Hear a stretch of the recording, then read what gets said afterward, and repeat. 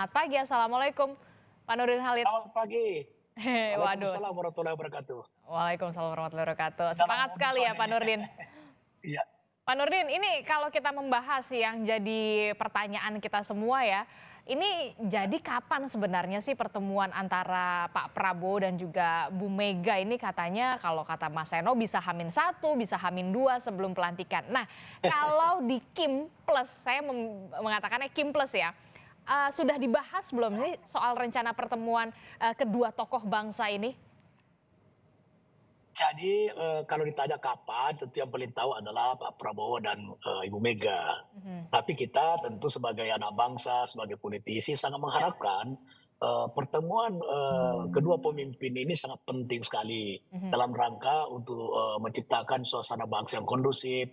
Rakyat juga akan melihat bahwa para pemimpin kami sekalipun ada perbedaan tapi dalam bersatu untuk membangun bangsa. Nah, kapan waktunya? Saya kira lebih cepat lebih bagus, itu.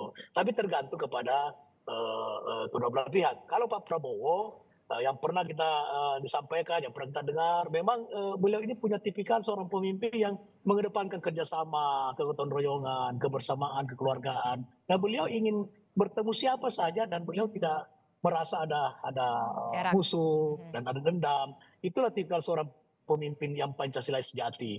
Nah, saya kira Ibu Mega pun tidak ada hambatan menurut saya secara personal hubungan Pak Pak Prabowo dengan Bu Mega itu, Baik-baik saja. tidak ada hambatan secara personal. Sehingga Mhm. menurut saya ini hanya soal waktu saja sehingga, kapan waktunya dan insya Allah mudah-mudahan sebelum pelantikan, Mhm. Ibu Mega sudah, Pak Prabowo sudah bisa berkomunikasi, apakah secara langsung bertemu atau per telepon itu adalah soal teknis, tapi Mhm. tentu harapan kita adalah, beliau bisa, bertemu secepatnya sehingga mendiskusikan tantangan bangsa ke depan baik dalam negeri maupun luar negeri dan menurut saya Ibu Mega juga tidak ada hambatan personal untuk bertemu dengan, Pak Prabowo. Oke, kata kata kuncinya adalah tidak ada hambatan secara personal ya antara Bu Mega dan juga Pak Prabowo untuk bisa saling bertemu kedua tokoh bangsa. Nah, kalau Golkar sendiri bagaimana sikapnya? Menyambut baikkah dengan tangan terbuka jika memang nanti ada PDI Perjuangan ini menjadi tambahan koalisi amunisi di parlemen dan juga pemerintahan pastinya, Pak Nurdin? Sama sekali tidak ada persoalan karena, Partai Golkar kan memang dihadirkan itu berideologi Pancasila ya dan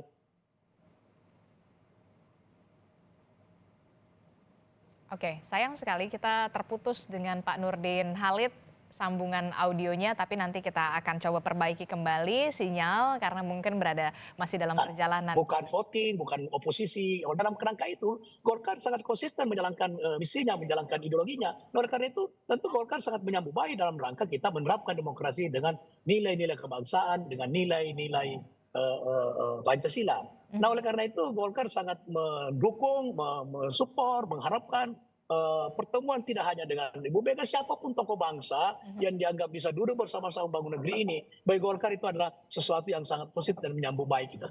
Oke, Golkar menyambut baik dengan tangan terbuka jika nanti memang PDI Perjuangan akan masuk ke dalam pemerintahan dan juga berada di parlemen untuk bisa saling menguatkan dan juga memuluskan begitu ya jalannya pemerintahan Prabowo Iya. Gibran 5 tahun ke depan, Bung Nurdin dan juga Mas Seno. Saya ke Kang